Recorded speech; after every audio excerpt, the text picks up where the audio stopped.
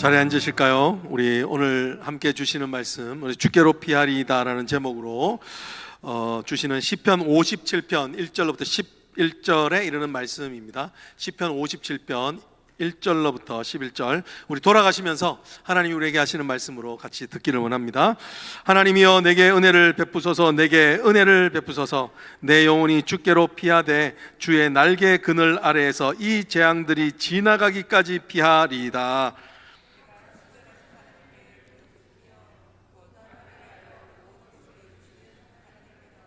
그가 하늘에서 보내사 나를 삼키려는 자의 비방에서 나를 구원하실지라.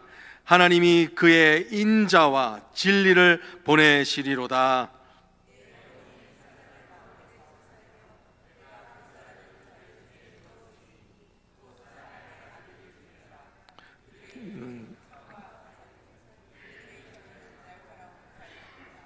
하나님이여 주는 하늘 위에 높이 들리시며 주의 영광이 온 세계 위에 높아지기를 원하나이다. 내 걸음을 막으려고 그 물을 준비하였으니 내 영혼이 억울하도다. 그들이 내 앞에 웅덩이를 봤으나 자기들이 그 중에 빠졌도다. 하나님이여 내 마음이 확정되었고 내 마음이 확정되었사오니 내가 노래하고 내가 찬송하리이다. 내 영광아 깰지어다. 비파야 수금아 깰지어다. 내가 새벽을 깨우리로다. 주여 내가 만민 중에서 주께 감사하오며 문나라 중에서 주를 찬송하리이다. 무릇 주의 인자는 하늘에 미치고 주의 진리는 궁창에 일어나이다. 합동합니다. 하나님이여 주는 하늘 위에 높이 들리시며 주의 영광이 온 세계 위에 높아지기를 원하나이다. 아멘. 하나님 말씀입니다. 하나님의 말씀이 세미한 음성이라도 오늘 우리를 살리게 하실 줄로 믿습니다.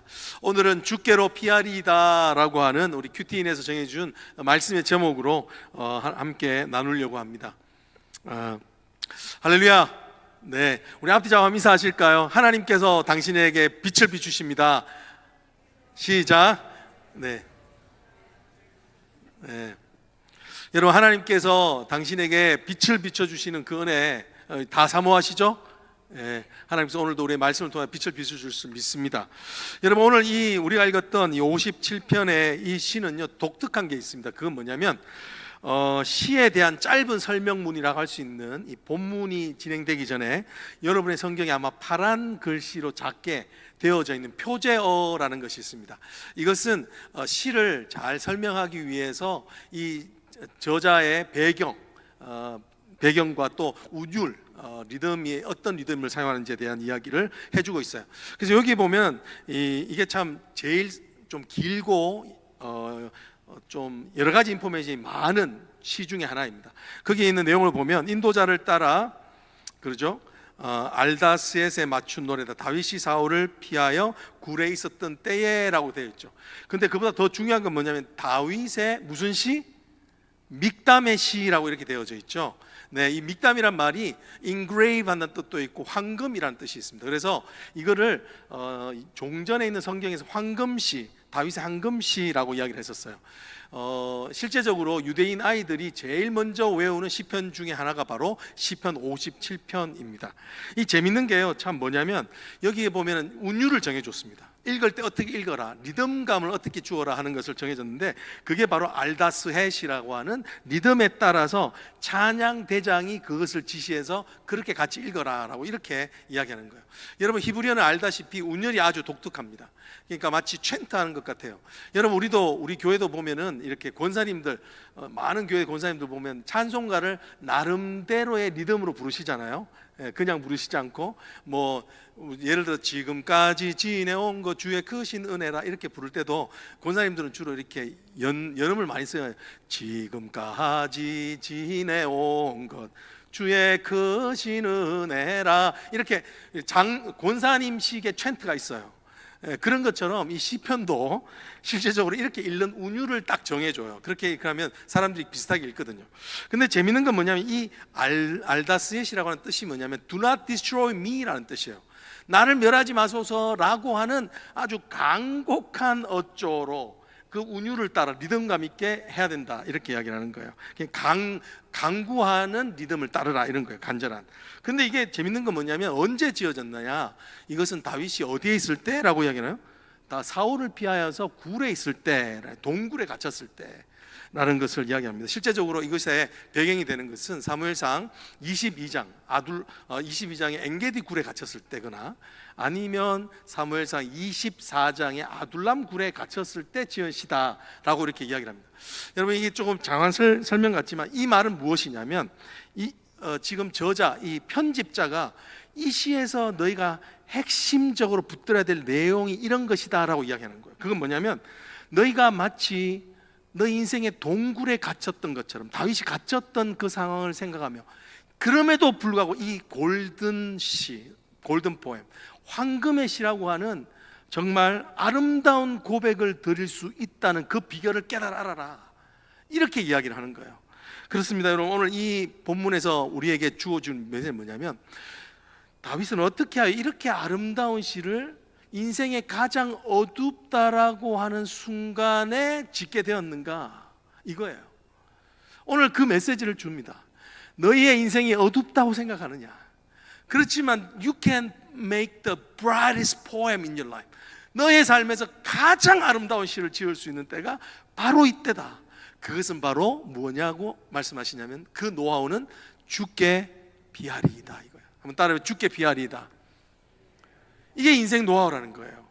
어떻게 역전이 일어나는가, 내 인생에서 어떻게 그런 어두움 속에서 빛을 받는 따라가는 인생이 되는가, 주께 피하리다라는 거예요. 그래서 오늘 이 본문은 주께 피하는 것이 어떤 것인지, 어떻게 하는 것이 주께 피하는 것인지, 주께 피하는 인생 가운데는 어떤 일들이 일어나는지에 대한 것을 설명해 주고 있다고 생각합니다. 여러분, 그것이 오늘 이 말씀에 있는 거예요. 그래서 저는 짧게 한 3가지 포인트로 하려고 하는데, 첫 번째 주제는 뭐냐면 이것입니다. 자신의 진짜 한계를 직면할 때 우리는 주께로 피하게 된다라는 겁니다. 한번 따라해보세요. 진짜 한계를 직면할 때 주께 피하게 됩니다. 주님은요, 우리를 주님 앞으로 몰고 가요. 근데 우리로 하여금 주님의 임재 앞으로 가게 하는 힘이 뭐냐는 거예요. 여러분, 뭐라고 생각하세요? 여러분, 주님 다 만나기를 원하십니까? 아멘. 주님이 여러분 만나서 위로해 주실 줄로 믿습니다. 주님께로 가야 된다고 말씀하고 있잖아요.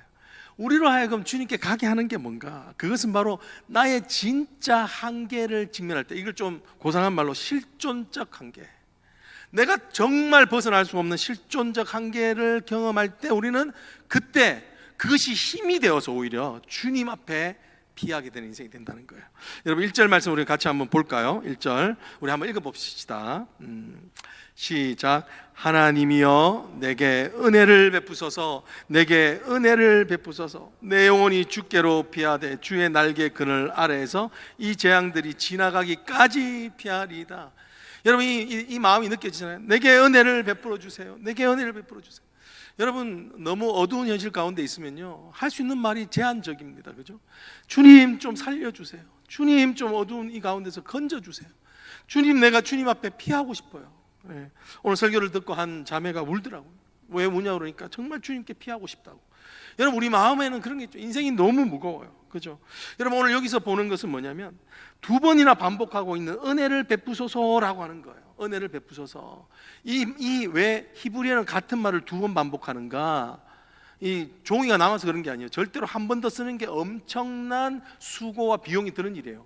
근데 왜 2번 반복? 이거 마음을 표현하고 싶은 거예요. 최상급, 우리로 하여금 하나님 앞에 달려가게 하는 힘을 이야기하고 싶은데, 그건 뭐냐면 내 안에 은혜의식이 있느냐. 은혜의식.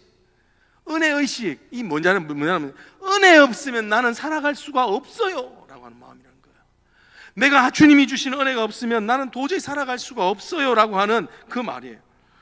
여러분, 은혜의식이 있을 때 우리는요, 하나님 앞에 달려갈 수가 있어요. 여러분, 모든 인생은 왜 그렇습니까? 실존적으로 언젠가는요, 다 동굴이라고 하는 한계적 상황을 다 체험해요. 해 아래 사는 모든 인생은 헛되고 헛된 것처럼 모든 인생은 동굴에 갇히는 경험을 한다니까요. 여러분, 이 상황 마치 이런 거예요. 동굴은 앞뒤가 다 막혀 있는 거예요. 전혀 열린 구멍이 없어요. 앞쪽 그냥 들어온 곳밖에 없어요. 나갈 수가 없어요. 그리고 이 동굴의 상황은 어느 누가 나를 도와줄 수 있는 상황도 아니에요. 여러분 그런 경험 해보셨죠? 이 말을 누구한테 할지 모르겠어요. 해봐야 소용도 없다는 걸 알아요. 그런 상황이 있어요. 그리고는 내가 심지어 여기까지 이렇게까지 떨어질 줄 몰랐다고 하는 게 내가 동굴에 갇힌 상황이라는 거예요. 여러분 그럴 때 우리에게 주시는 감사는 뭐냐면, 내가 이럴 때 주님 없으면 나는 못 살겠어요 하는 마음을 주신다는 겁니다. 여러분 이것이 우리 신앙 선배들의 노하우예요. 우리 앉아 계시는 신앙을 지낸 모든 어르신들의 노하우들이에요. 우리가 좋아하는 찬양이 그러죠. 그것도 분명히 이야기를 해요. 은혜 의식이 뭔가? 세월 지나갈수록 뭐죠? 의지할 것뿐일세. 무슨 일을 만나도 예수 의지합니다. 여러분 인생은요 절대적으로 자신 누군가를 의지하며 사는 그런 찌질한 인생이 되고 싶지 않습니다. 근데 성경은 오히려 뭐라고 말하는가? 하나님께 의지하는 인생, 은혜 의식이 있는 인생, 하나님 없으면 못 살겠다고 하는 인생이 진짜 어려움을 피하는 인생, 궁극적인 구원을 맛보는 인생이 된다고 이렇게 말씀해줘요. 너희가 어린아이와 같지 아니하면 천국에 들어갈 수 없단 말이 그 말이에요. 하나님을 의지하지 않으면 안 되는 아이, 그 아이의 심정으로 주님 앞에 달려가는 것이 얼마나 큰 복인지. 왜냐하면 그럴 때 우리는 주님을 만나게 되거든요. 만나 주신다는 것을 이야기하는 겁니다. 여러분 정말 여러분에게 갇혀있는 인생 동굴이 주님께로 피할 수 있는 가장 최적의 환경이라고 믿으십니까? 아멘, 아멘. 예, 그러기를 원합니다. 여러분 근데 실제적으로 우리가 인생 동굴을 체험하는데요 죽게 피하는 걸 몰라요. 여러분 한번 생각해 보세요. 죽게 피하는 게 뭡니까? 뭘 하는 게 죽게 피하는 겁니까? 물으면 여러분 내가 정말 죽게 피해본 경험이 있으면요 어떻게 피하는 줄 알아야 돼요. 근데 그게 아직 마음에 안 들어요. 그 말은 뭐냐면 내가 정확하게 모르는 거예요. 내가 지금 비가 오고 홍수가 나고 하는데 피해야 될 대피소는 알지만 어떻게 해서 내 인생의 이 광풍을 피하는 길은 잘 모른다는 거예요. 왜 그런 줄 아세요? 오늘 여기에 있는 내용으로 보면요 그게 뭐냐면 내 인생에 피할 피난처가 있다고 생각하기 때문에 그래요. 여러분 지금 다윗이 피한 이 동굴도요 다윗이 인간적으로 피한 피난처예요. 사울의 추격을 피해서 자기가 여기 들어가면 살겠다고 해서 피했던 피난처예요. 그러니까 이 인간적인 피난처가 있다고 생각하기 때문에 진짜 하나님께 못 피하는 거예요. 근데 진짜 어려움이 생기면 어떻게 되죠? 그 동굴이 우리의 인생을 가로막는 죽음의 막장이 돼요. 막장, the end of the cave. 이 막장 드라마랑 여기 나오는 거예요. 막장 끝에까지 갈까 더 이상 나갈 구멍이 없는 거, 이게 막장이 되는 거예요. 여러분 우리가 피할 것들 스스로 생각하고 있으면 하나님 앞에 피하는 방법에 대한 영적 센스가 없어지는 거예요. 그게 뭔가요? 우리에는 능력이라는 동굴도 있어요. 내가 이 능력이 있으면 내 인생이 피할 수 있다. 우리는 월스 케이스 시나리오를 항상 생각하잖아요. 그러면서 그때는 이렇게 해야지. 명예라는 어떤 동굴도 있어요. 피난처가 있어요. 친구라고 하는 또한 그런 피난처도 있고, 성공이라는 피난처가 있어요. 무엇보다도 제일 좋아하는 돈이라는 피난처가 있어요. 돈만 있으면 만사 오케이. 그거는 그 하나님 대신에 내 인생에 다른 동굴을 피난처로 삼고 있다는 거예요. 여러분 그거 아시나요? 그 동굴이 여러분을 잡아먹습니다. 시간이 지나면 그 동굴이 여러분의 숨통을 채우는 그것 없어져 버리면요 여러분의 인생은 절대적인 피난처 없는 인생이 돼요. 근데 하나님께서 오늘 그 뭐라고 말씀하세요? 오늘 진짜 너희 인생의 피난처가 없어지면 하나님의 진짜 피난처가 열린다는 것을 오늘 이야기를 하고 있는 것입니다. 여러분 다시 한 번 더 여러분이 피할 곳이 정말 주님이신 것을 믿을 수 있는 저와 여러분이 되어지기를 원합니다. 여러분 제가 드리는 말씀은 정말 인생의 피난처는 다 쓸데없다는 그게 아니에요. 우리가 때때로 우리가 피해야 될 때가 있어요. 여러분 너무 업무에 스트레스 받으면 여행으로 또 피해야죠. 그죠? 네. 너무 마음에 고민이 돼 마음을 나눌 수 있는 친구한테 피하는 것도 중요해요. 근데 그게 문제를 해결하냐고요. 여러분 많은 사람들, 어떤 사람들은 교회에 문제가 지금 다니는 교회에 문제가 생기면 다른 교회로 피해요. 이렇게 생각하는 거야. 다른 교회 가면 되지. 여러분 결혼에 문제가 생기면요 이혼하면 되지. 이거 피하는 거예요. 그 생각이 있는 한 죽게 피하지 않아요. 여러분 중요한 건 뭐냐면 그렇게 피한다고 해서 진짜 문제가 해결되느냐예요. 해결되지 않아요, 여러분. 왜 그렇습니까? 늘 끊임없이 따라오는 진짜 문제, 두려움과 낙심과 절망의 문제는 떠나지 않습니다. 어딜 가도 문제는 항상 생겨나요. 참 신기하죠. 어딜 가도 항상 문제는 또 새롭게 생겨나요. 이것을 피할 수가 없어요, 여러분. 나를 힘들게 하는 사람은 피하고 환경은 피했지만요, 내 안에 저 사람 때문에 내 인생이 힘들다고 하는 불평과 원망과 불만은 피할 수가 없어요, 여러분. 이게 진짜 피하지 못하는 거예요. 나는 맞고 그는 틀리다라고 하는 이 사고방식 때문에 우리가 얼마나 부부싸움을 많이 합니까? 그죠? 근데 이거를요, 새롭고 아름다운 남편과 아내를 했다고 이게 피하는 게 아니에요, 여러분. 절대로 이게 피하는 길이 못 돼요. 근데 이거를 진짜 자신의 실존적 한계라고 생각을 못하니까 자꾸 인간적인 대안을 생겨서 다른 주로 가고 이사도 해보고 다른 사람을 만나기도 하고 이렇게 하는 거예요. 근데 궁극적으로 이 동굴에 갇히게 되면 여러분, 우리는 피할 수 없어요. 근데 감사한 것은 뭐냐면 그때 우리가 피할 수 있는 길은 오직 이 죄의 문제를 해결해 줄 수 있는 주님이라는 것을 그때 깨닫게 된다는 거예요.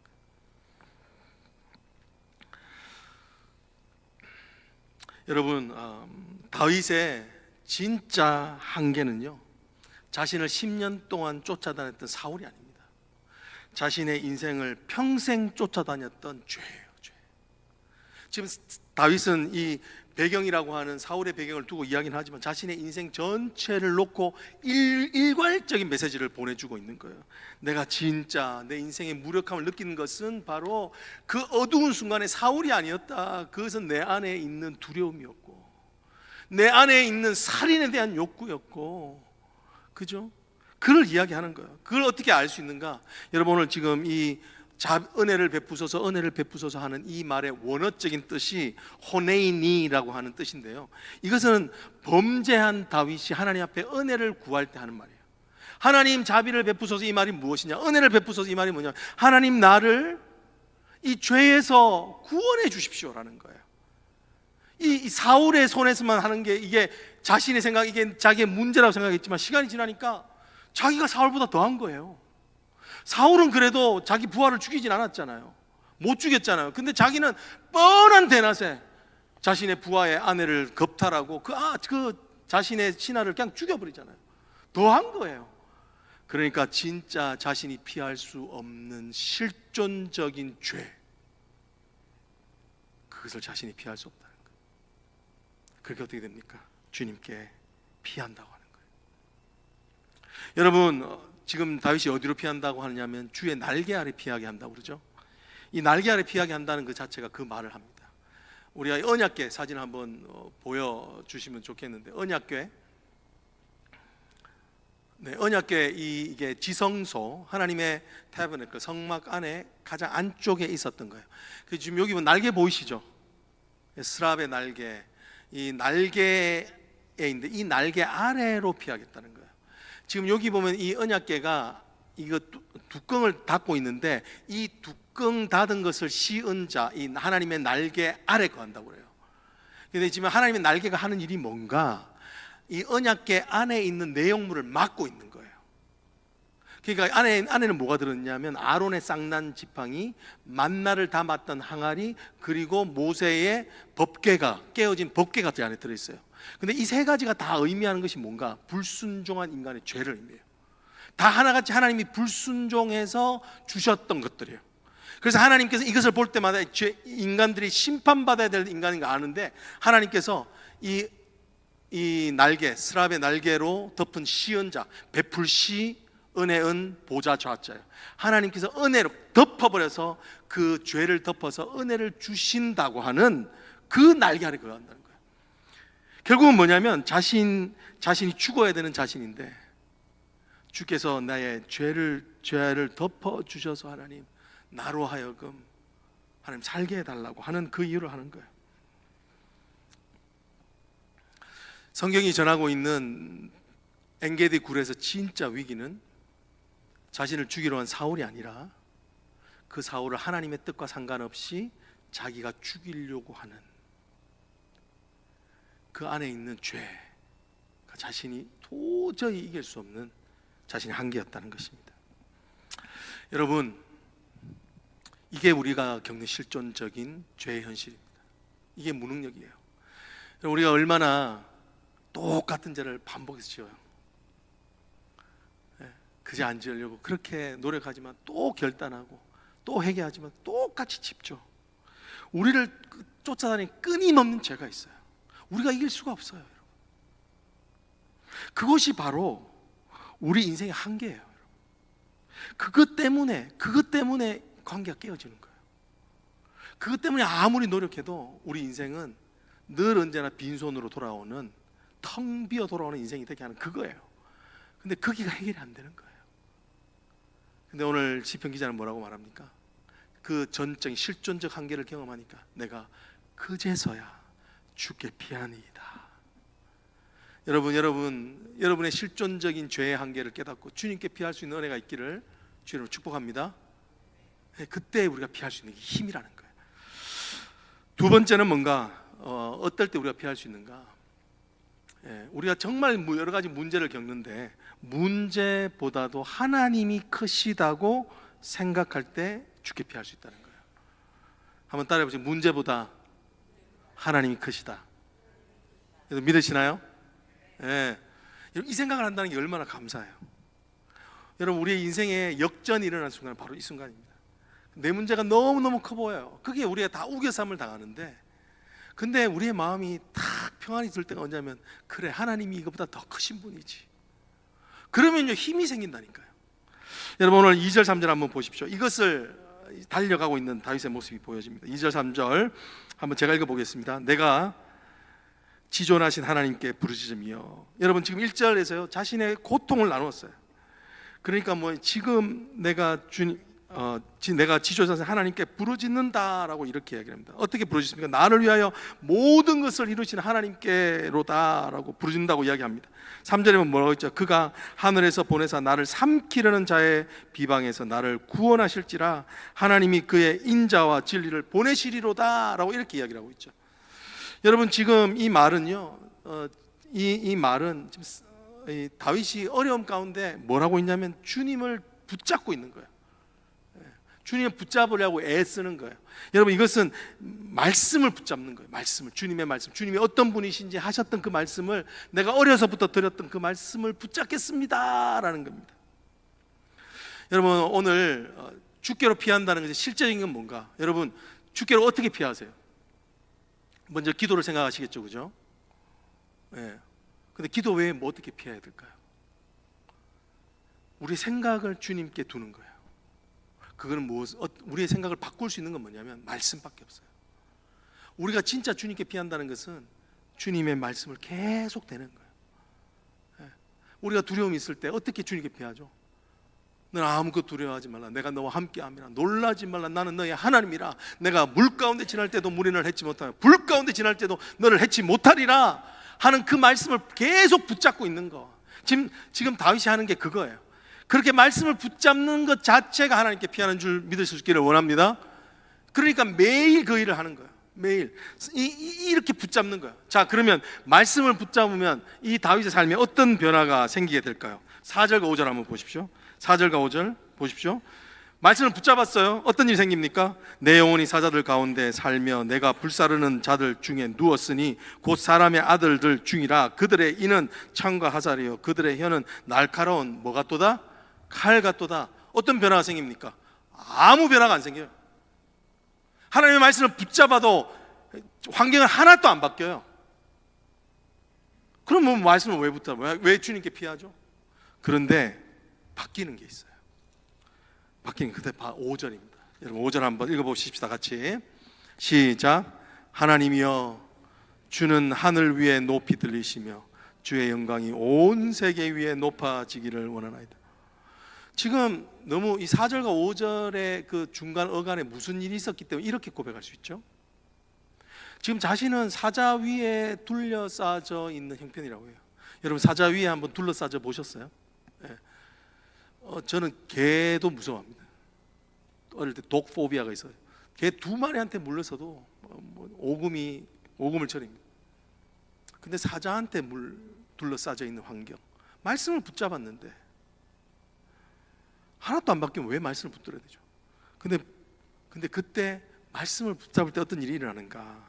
5절에 보면 지금 이가 뭐냐? 하나님은 하늘 위에 높이 들리신다. 여러분, 이 말은 상징적으로 무엇을 말하는가? 하나님이 모든 인생의 문제보다 크십니다. 할렐루야. 이런 뭐가 바뀌었죠? 하나님을 보는 시각이 바뀐 거예요. 여러분, 우리의 문제는 어디서 오는가? 내가 하나님을 작게 보는 데서 오는 거예요. 내 문제 가운데서 진짜 깨닫게 되는 건 뭐냐면 내가 하나님을 작게 보는 것이 내 인생의 문제라는 깨닫게 되는 거예요. 여러분, 하나님께서 우리가 작게 보든 크게 보든 어떤 분이십니까? 광대하신 분입니다. 근데 우리가 인생의 혜택을 누리려면 하나님을 크게 볼 때 우리가 혜택을 누리는 겁니다. 근데 우리의 인생의 문제를 작게, 내 하나님을 작게 보는 데서 나오는 겁니다. 그래서 데렉 키드너라고 하는 영국의 성경 신학자는 정말 이 고난이라고 하는 미로에서 빠져나오는 것을 어떻게 이야기합니까? 이렇게 이야기합니다. 제 영어를 한번 읽어볼게요. 영어가 훨씬 더 마음에 와요. The way out of the maze of the suffering is not to look for better circumstances, but to look for bigger God. 고난의 미로에서 빠져나오는 길은 상황이 나아지는 것이 아니라 하나님을 더 크게 보는 것입니다. 할렐루야. 하나님을 하나님답게 보는 겁니다. 하나님을 있는 그대로 발견하기를 원하는 겁니다. 그러면 우리 삶 가운데 그때부터 내 삶이 역전이라는 거예요. 여러분, 생각해 보십시오. 우리 삶은요, 항상 문제를 크게 봐요. 항상 문제를 확대해요. 이게 좀 부끄러운 거긴 하지만 지난주에 이상하게 제가 잘 씻는데 자꾸 몸에 냄새가 나는 것 같은 거예요. 그래서 이제 이게 혹시 내가 이게 신장에 문제가 있으면 좀 그렇다고 그러는데 냄새가 그렇게 느껴지기도 한다는데 혹시 그런 건가? 혼자서 몸이 좀 안 좋나? 뭐 이렇게 하면서 또 신체적으로는 또 좀 더 깨끗이 씻어야 되겠다 싶어서 그랬거든요. 그런데 아니나 다를까 저희 큰아들 녀석이 제 옆에 떠 있더니 아빠 냄새나 이러는 거예요. 저한테 You smell. 그러니까 딱 그 사실이 그냥 컴펌 돼버렸잖아요. 그러니까 이제 막 걱정이 되는 거예요. 그래서 이게 성도들도 힘들었겠다 싶어가지고 막 또 누가 그러더라고. 귀 뒤를 깨끗이 닦으라고. 귀 뒤를 요즘 나이 들면 거기를 잘 안 닦아서 냄새가 나는 거라고.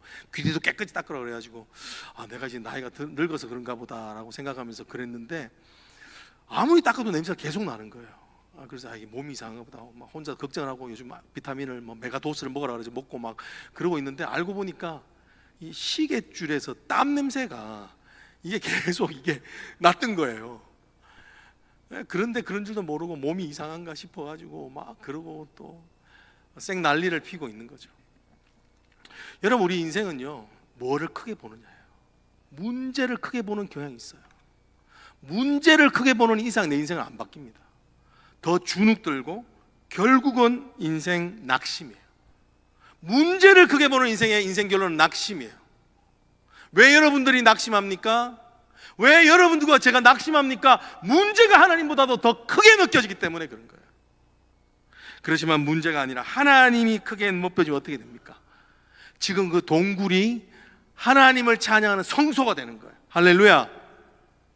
하나님이 높게 보이면 그곳이 하나님을 찬양하는 동굴이 아니라 성소가 되는 역사가 생겨지는 게 되는 것입니다. 여러분, 그것이 야곱이 했던 거예요. 야곱이 야복 나루에서 정말 인생의 또 다른 어려움을 겪고 있었을 때 루즈라고 하는 곳에 살게 돼요. 머물게 돼요. 그곳에 루즈라는 뜻이 뭐냐면 이게 뒤틀린 땅이란 뜻, 뒤틀린 땅, 죽음의 땅이란 뜻이에요. 근데 거기서요 그 인생의 큰 문제를 지고 또 뒤틀린 땅, 죽음의 땅에서 얼마나 괴로웠겠어요. 그러면서 그때 하나님이 딱 내려오셔서 실험을 해주시는 거예요. 인생 실험. 근데 그때 그 다윗이 힘을 내게 돼요. 그럼 뭐라고 다 힘을 내느냐? 28장 16절에 그렇게 이야기합니다. 여호와께서 과연 여기에 계셨거늘 내가 알지 못하였노라. 하나님께서 여기까지 함께 계신 걸 내가 알지 못하였노라. 하나님께서 내 인생보다도 더 큰 하나님이라는 것을 내가 알지 못하여서 루즈라고 하는 땅에 있었는데 이젠 이곳은 하나님이 계심으로 이곳을 베델이라 하리라, 하나님의 집이라 하리라 선포해버려요. 여러분, 여러분의 지금 동굴에 선포할 수 있기를 바랍니다. 여기는 하나님이 통치하시는, 하나님의 능력이 임하시는 곳이다. 할렐루야. 예, 죽음의 땅이 하나님의 크심을 바라보면 아버지의 집, 하나님의 집, 베텔, 하나님의 집이 되어지는 것입니다. 그래서 하나님을 크게 보면 그때부터 인생이 바뀌는 거예요. 인생의 모든 전환점은 그때부터 시작이 되게 됩니다. 여러분, 그래서 하나님을 두려워하면 세상을 두려워하지 않습니다. 세상에 이끌려가는 삶이 아니라 세상을 이끌어가는 삶이 될 수 있다는 거예요. 여러분, 마지막으로 세 번째, 주께로 피한다는 건 어떤 것인가? 하나님을 예배할 때 확실히 주께 피하게 됩니다. 한번 따라하실까? 하나님을 예배할 때 확실히 주께 피하게 됩니다. 제가 왜 이 확실히를 넣냐면 1절부터 6절까지는 이 다윗의 어려움과 스트러글링에 대한 이야기라면, 이제는 7절부터 마지막 11절까지는 완전히 예배 단어를 쓰고 있습니다. 완전히 큰 포션이 뭐냐면 주께 피한 자의 특징이 뭔가 예배한다는 거예요. 예배. 여러분, 예배는 바로 하나님께 피한 자의 증거인 줄 믿습니다. 예배가 그만큼 중요해요. 예배를 오게 되면 하나님 앞에 피하는 거예요. 7절 한번 보십시오. 이 정말 예배한 자의 모습이 뭔가 이렇게 이야기를 하고 있죠. 하나님이여, 내 마음이 확정되고 확정되어 싸우니 내가 노래하고 내가 뭐하리라?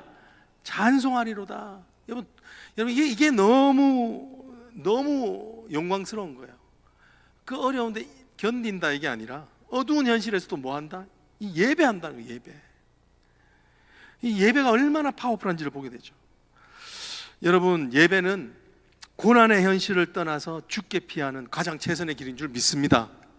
예. 여러분, 제가 아는 어떤 전도사님 한 분이 자기 집이 원베드인데 가족이 4명인가 그랬어요.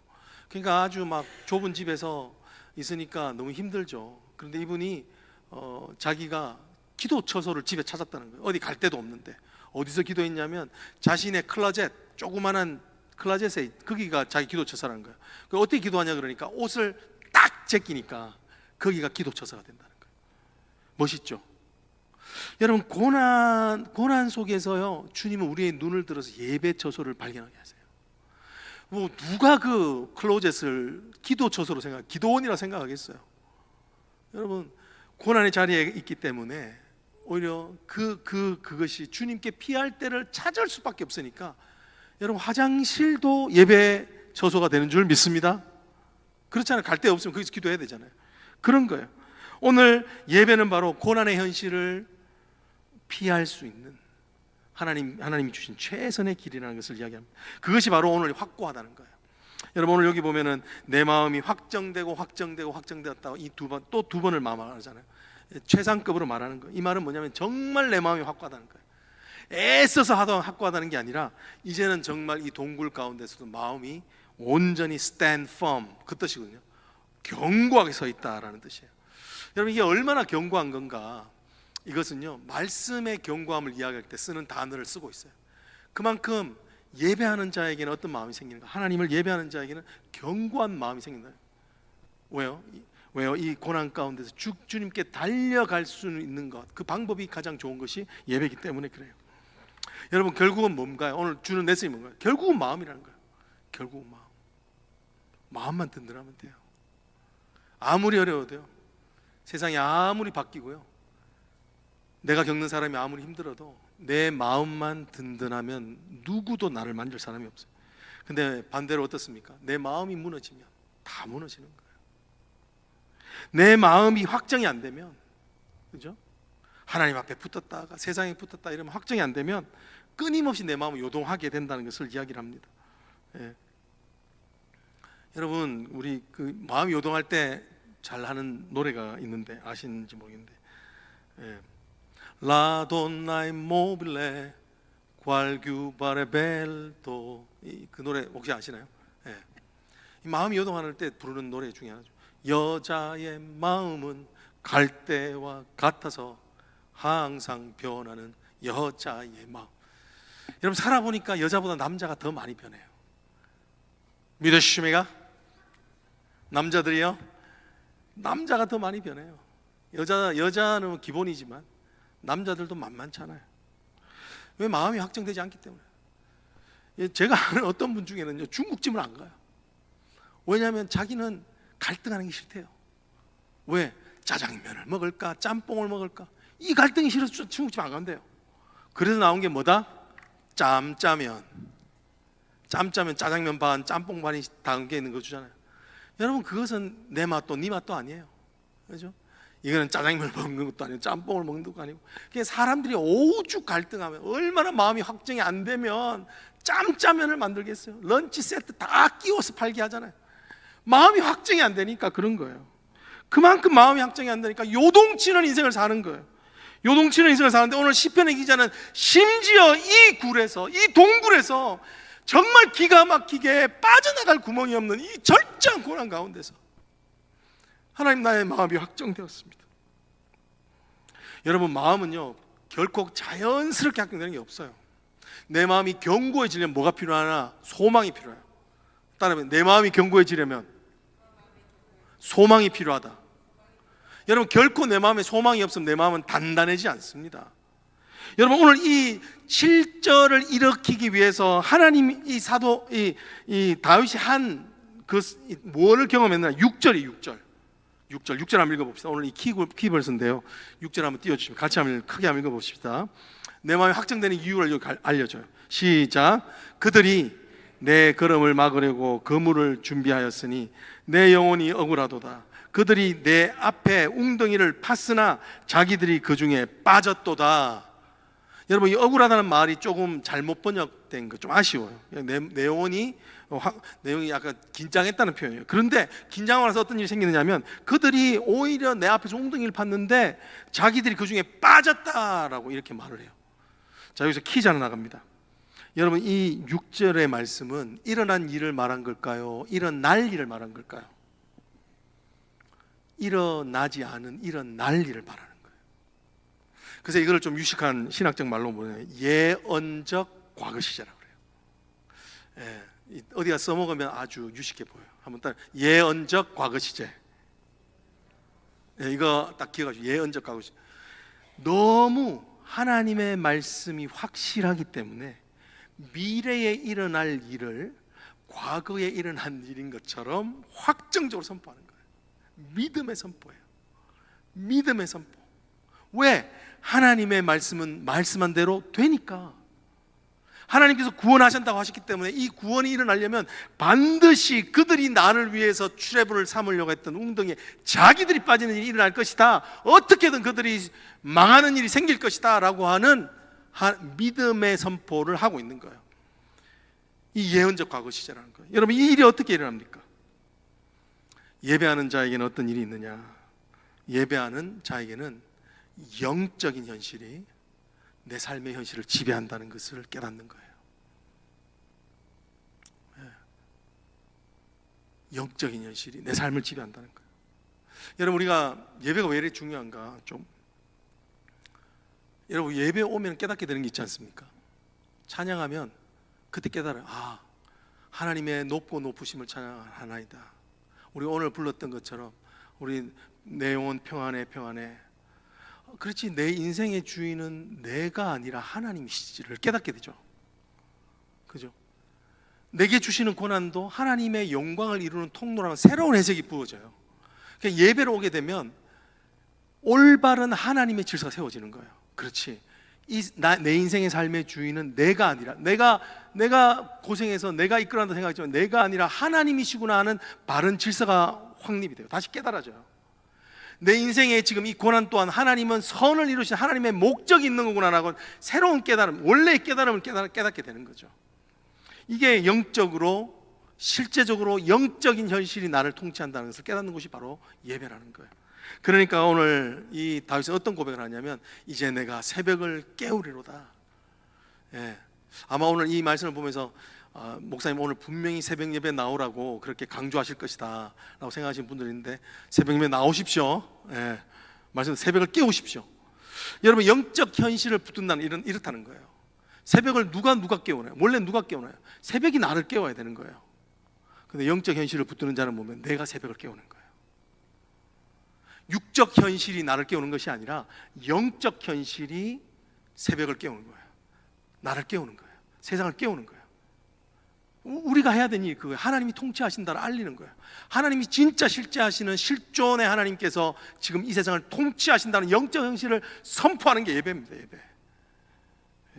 비파와 수금아 깰지어다 그러죠. 여러분, 이 말이 뭔가요? 악기가 좋아서 좋은 소리를 내라는 이게 아니에요. 이것은 무엇이냐? 하나님의 영광이 내 안에 머물게 되니까 이 악기, 육적 현실이 어떻게 됩니까? 하나님의 영광을 선포하는 아름다운 음악이 되게 하신다. 나의 인생을 인도하는 것은 육적인 현실이 아니라, 육적인 제한과 육적인 조건이 아니라 하나님의 영적 현실이 우리를 이끌어 가신다라고 하는 것을 선포하는 거예요. 여러분, 그랬으니까 어떻게 되죠? 주님, 그것은 바로 주님께 피한 자들, 예배하는 자들이 누리는 하나님의 놀라운 축복이라는 것입니다. 마지막에 예화를 짧게 드리고 마치려고 하는데요, 제가 예배하면 늘 생각나는 거라서 좀 여러분들에게 교훈이 되었으면 좋겠다는 마음으로 나눕니다. 제가 한 수년 전에 남가주 사랑의 교회에서 하는 제자 훈련 프로그램에 참석한 적이 있었습니다. 근데 이제 거기 한 일주일을 머무면서 훈련을 받는데 11번을 예배를 드리더라고요. 야, 정말 초강도의 훈련이었는데 11번을 예배 드리는데 10번을 누가 예배 드렸냐면 목사님들, 거기 있는 부목사님들이 돌아가면서 예배 인도를 하셨어요. 그런데 이 목사님들이 얼마나 예배 인도를 참 정말 세련되게 하시는지, 찬양이나 이런 것들이 너무 곡선정도 좋고 뭐 이렇게 정말 부드럽게 세련되게 인도하셨어요. 그런데 마지막에 누가 인도했냐면 거기에 있는 영어권 청년, 사역자도 아니고 청년이 영어로 예배를 인도했어요. 그런데 그때 정말 목사님들이 다들 이렇게 너무너무 감동받으시고 마음에 뜨거움이 밀려오더라고요. 저 안에서도. 여러분 아시잖아요. EM 청년들은 이렇게 찬양을, 예배를 인도할 때 코드를 잘 안 맞추고 그냥 한 곡 끝나고 나면 잠깐 쉬고 또 튜닝도 하고 또 다른 곡 하고, 이게 뭔가 끊기는 오크란 모먼트가 있잖아요. 세련되지도 않은데 되게 은혜가 됐어요. 왜냐하면 그 찬양이 하나님이 누구신지를 알려줬기 때문에 그래요. 우리가 마지막에 불렀던 찬양이 뭐였냐면, 기억나는 게 할렐루야 할렐루야 전능하신 주 다스리네. 여러분, 그때 막 주체가 안 되는 감동이 오더라고요. 깨닫는 거예요. 그때 그래, 내가 사역을 내가 한다고 생각하고 내가 너무 힘들었는데 주님이 통치하시지. 이렇게 가정에 어려움이 있다고 생각했는데 주님이 나를 지금 통치하고 계시고 나를 돌보고 계시지. 그래, 주님이시지. 저만 그런 게 아니라 주위에 있는 목사님들이 다 그렇게, 어떤 분은 심지어 땅에 이렇게 펄썩 주저앉아서 그 하나님의 영광에 압도되는 거예요. 말로 표현할 수 없는 그 영광의 임재에 막 있는 거예요. 딴 게 아니라 하나님이 어떤 분이신지를 보여주는 예배라서 그랬어요. 여러분, 그럴 때 우리가 이 예언적 과거 시절을 쓸 수 있는 거예요. 우리도 그래, 내 삶이 지금 이렇지만 이것은 분명히 하나님의 영광을 위하여 허락하시는 고난이니까 장차 다가올 영광과 좋게 비교할 수 없노라. 그 마음이 생기니까요, 이 사람들에게, 다른 사람들에게 선포하는 거예요. 하나님께서 우리와 함께 하십니다. 하나님께서 우리 교회를 돌보십니다. 여러분, 지금 어렵지만 하나님께서 지금 구원의 길로 인도하십니다라고 하는 그 예언적 선포가 나오는 겁니다. 사랑하는 성도 여러분, 이것이 주님께 피하는 겁니다. 여러분, 우리의 삶이 이제 누군가에게 와서 당신 주님께 어떻게 피합니까? 라고 물으면 여러분들의 간증을 나눌 수 있는 저와 모든 여러분이 되기를 주님 축복합니다. 아멘. 기도하겠습니다. 하나님, 그들이 내 걸음을 막으려고 그물을 준비하였으니 내 영혼이 억울합니다. 하나님, 참 억울할 일이 많았습니다. 왜 이렇게 우리의 뜻대로 안 되는지 하면서 하나님, 억울해는 했지만 하나님께로 피하는 것, 늘 부족했던 인생이었음을 고백합니다. 주님, 용서해 주시옵소서. 그럼에도 불구하고 우리를 끝까지 참으신 하나님, 우리의 신음에 응답하시는 주님, 반드시 오늘 우리에게 내 마음이 확정되었사오니 그 고백을 하게 하실 줄로 믿습니다.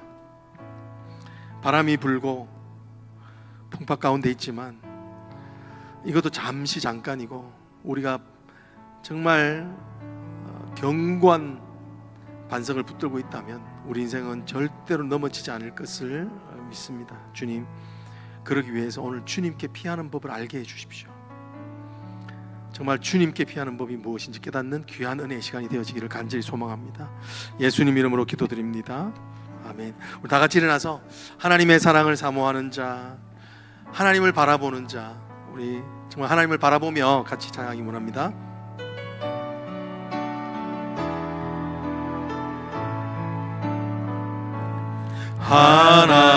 하나님의 사랑을 사모하는 자, 하나님의 평안을 바라보는 자, 너의 모든 것 창조하신 우리 주님이 너를 얼마나 사랑하시는지 하나님께 찬양과 경배하는 자, 하나님의 선하심을 닮아가는 자, 너의 모든 것 창조하신 우리 주님이 너를 자녀 삼으셨네. 하나님 사랑의 눈으로 너를 어느 때나 바라보시고 하나님인 자 비로소 언제나 너에게 기울이시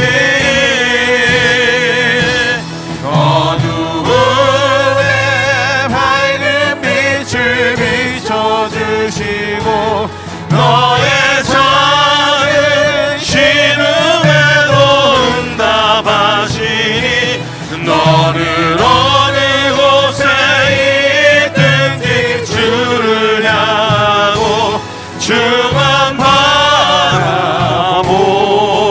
바라보시라. 다시 한번 하실까요? 하나님의 사랑을 사모한 하나님의 사랑, 우리에게 주시는 하나님의 평안을 바라보는 자, 하나님의 평안을 바라보는 우리의 모든 것을 아시는 창조주, 너의 모든 것 창조하신 우리 주님이 너를 얼마나 사랑하시는지 하나님께 찬양과 경배하기를 원하는 자, 찬양과 경배하는 자, 하나님의 선하심을 닮아가는 자, 너의 모든 것 창조하신 우리 주님이 너를 자녀 삼으. 하나님께서 여러분들 사랑의 눈으로 바라보시며 하나님 사랑의 눈으로 너를 어느 때나 바라보시고 하나님인 자 위로서 언제나 너에게 기울이시니 어둠에 밝은 빛을 비춰주시고 너의 작은 신음에도 응답하시니 너는 어느 곳에 있든지 주를 향하고 주만 바라볼지라. 여러분, 하나님께서 여러분들을 사랑의 눈으로 바라보고 믿으십니까? 여러분의 작은 신음에도 귀를 기울이심을 믿으시나요? 그런데도 왜 안 달려가세요? 제가요 정말 너무너무 아쉬운 게 있는데, 어릴 때 너무 좋았던 우리 자녀들이 아빠 오면 아빠 하고 막 괴성을 지나면서 아빠의 막 가랭이를 붙잡고 아빠 달려오는 게 너무너무 좋았어요. 근데 이놈들이 다 크고 나니까 안 와요. 나는 여전히 사랑의 눈빛을 보내고 여전히 그들의 아픔이 뭔지를 좀 알고 싶은데 안 와요. 그게 얼마나 섭섭한지 모르겠어요. 아빠로 그때 아빠하고요 막 계단에서 점프하면서 나한테 달렸던 그 아이의 그 사랑이 너무너무 그리운데 안 와요. 이제 아빠가 필요 없는 거죠. 여러분, 우리가 그렇지 않습니까? 여러분, 우리가 하나님은 여전히 우리를 사랑의 눈으로 바라보고 계세요. 언제 오는지 기다리고 계시고, 하나님이 인자 않기로 우리의 그 작은 신음에도 하시려고 하는데 우리가 주님 앞에 피하지 않아요. 피하는 법을 몰라요. 여러 인생의 피난처들 알고 변호사도 알고 재정 전문가도 알고 하고 노후 계획도 세울 줄 아는데 하나님 앞에 피하는 건 정작 몰라요. 하나님께 가는 거를 잘 몰라요. 여러분, 지금 이 시간 한번 같이 한번 기도하기를 원합니다. 내 인생의 피난처로 삼고 있는 인생 동굴이 뭔지, 하나님, 그것이 있는 한 하나님 앞에 피하지 않습니다. 진짜 피하지 않습니다. 우리 같이 한번 하나님, 내 인생 동굴 내려놓게 해주시고 피난처 내려놓게 해달라고, 정말 주님 앞에 주님께 피하는 인생, 내 죄의 문제를 해결해 줄 수 있는 분은 오직 주님, 온전케 하신 주님인 것을 기억하며 주님께 피할 수 있도록 우리 한번 주여 외쳐 기도하십시다. 주여, 주여. 하나님 아버지 하나님이여, 나의 작은 신음에도 응답하시며, 하나님 아버지, 하나님께서 오늘 우리의 사랑의 눈으로 바라보신다고 말씀하심에도 불구하고 오늘 우리가 달려가지 않습니다. 아버지 하나님, 아버지가 필요 없는 고아처럼 우리가 행하며, 아버지 하나님, 주님 앞에 달려나가 하나님 주님 앞에 피하는 인생이 되지 못하는 우리의 마음을 하나님 아버지 돌아와 주시옵소서. 하나님 앞에 달려가기 원합니다. 우리 인생의 문제를 하나님 해결해 주시는 주님, 우리의 하나님의 한계를 깨달아 알게 하시고 우리의 마음으로 해결할 수 없는 모든 것들을 해결하여 주시는 주님, 하나님, 우리의 죄를 하나님 아버지 사하주시는 예수 그리스도의 보혈의 피를 흘리는 하나님, 오늘 예수 그리스도의 그 은혜에 달려가기를 원합니다. 하나님, 우리의 인생이 하나님 앞에 피하는 인생이 되어져서 하나님, 정말 하나님이 하시는 일들을 보게 하여 주시옵소서. 아버지 하나님 인도하시는 일들을 볼 수 있도록 하나님 인도하여 주셔서 아버지의 품으로 달려가는 은혜를 하나님 하여 주시고, 하나님의 미조와 하나님의 가랑이를 붙잡는 하나님 아버지, 하나님의 옷자락만이라도 붙잡는 하나님의 인생 되는 수 있도록 하나님 인도하여 주시기를 하나님 간절히 바라고 소망합니다. 하나님 앞에 나가기를 소망합니다. 하나님을 바라보기를 소망합니다. 주님, 하나님 사랑의 눈으로 우리를 바라보십니다. 하나님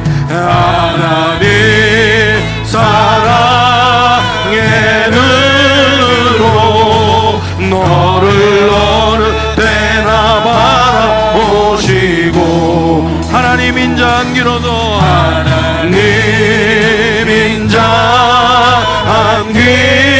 안기로서 언제나 너에게 기울이시니 어둠에 밝은 빛을 비춰 주여 비춰주시옵소서. 너의 작은 신음에도 응답하시니 너는 어느 곳에 있든지 주를 향하고 주만. 우리 마지막으로 한 번 더 합니다. 우리 간절한 마음으로 하나님 앞에 달려가기 원합니다. 피하기 원합니다. 하나님 사랑의 여러분들에게 선포하기 바랍니다. 너를 어느 때나 바라보시고, 하나님 인자 안기로서 하나님 인자 안기로서 언제나 너에게 기울이시니 어둠에 밝은 빛을 비춰주시고 너의 작은 신음에도 응답하시니 너는 어느 곳에